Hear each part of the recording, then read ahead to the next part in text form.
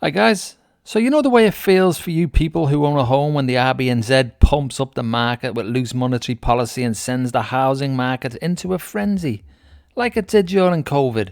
It feels good, doesn't it, to suddenly start feeling like you are richer beyond your wildest dreams. But have you considered what's really happening? Well, let me show you. During COVID, the RBNZ made house prices jump on average $200,000, some areas much more and some areas a little less. So let's use $200,000 as a baseline. Let's see exactly what happens to the wealth of the people in New Zealand. On the left, you got the renters. Next to them, you have a person who just has one home. Imagine that, just one home, and being happy to live in just one home. I know it's crazy, but it's actually possible, you know. So next to them, you have a person with two properties, e.g. a home and a rental house. This goes all the way up to a person who owns a home and 10 rental houses. Now, I refuse to call rentals homes because they're not homes, they're houses. No rented house is a home because you can't make a home of your own and you can be disposed of at the landlord's whim at any time. So they're not homes. So owner-occupiers, how do you feel about all the guys on the right-hand side of you being so far ahead of you now? You're not even in their league. They've got so far ahead that there's no catching them ever. And are you really happy about your little bit of getting ahead of renters? Now you see how far everyone else has gotten ahead of you. Is it really a good thing? And it's an absolute disaster for equality.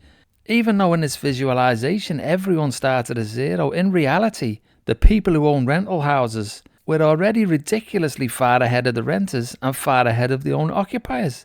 In fact, the people furthest to the right are far, far richer than everyone else to the left. And that's because of the RBNZ's loose monetary policies and population-induced price rises in previous years.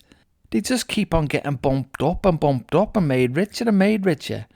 Now, some people might ask, how has the renter gone down $200,000 if they didn't own a home? Well, it's simple. For a renter now to be able to afford a home, at these current prices, they need an extra $200,000. So to get back to the 2019 zero starting point, they now need $200,000. What a disaster.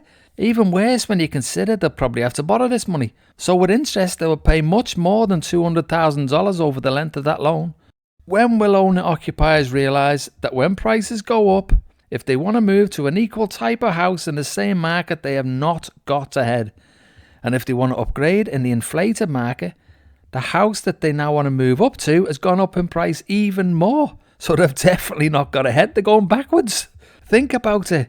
A house is $400,000, and if you want to move to a house that's $600,000, you need $200,000 to upgrade. Then the RBNZ comes along and warps everything, and prices go up 30%. So your $400,000 house now becomes $520,000, and a $600,000 house that you want to go to becomes $780,000. So instead of just needing $200,000 to upgrade, you now need $260,000 to upgrade. So unless you're actually moving to a cheaper area, owner-occupiers, you are not getting ahead. There's only one type of real winner in all of this, and it's the landlords and the property investors with multiple properties. Just look how insanely rich they're being made. And this is all in an environment of no capital gains taxes, the landlord enriching billion-dollar per year accommodation supplement, and the multi-billion-dollar per year tax breaks for landlords. And there is so many of these landlords who will have sold at the top and have locked in these massive tax-free gains. Can anyone seriously justify what the RBNZ's done here? Homeowners who just own one home, you are the people who are being manipulated by all of this. The real estate lobby and the landlords who are winning want you to feel like you're winning too. But you are not winning. At the moment, it really feels in New Zealand like it's the renters against everyone else who owns at least one home.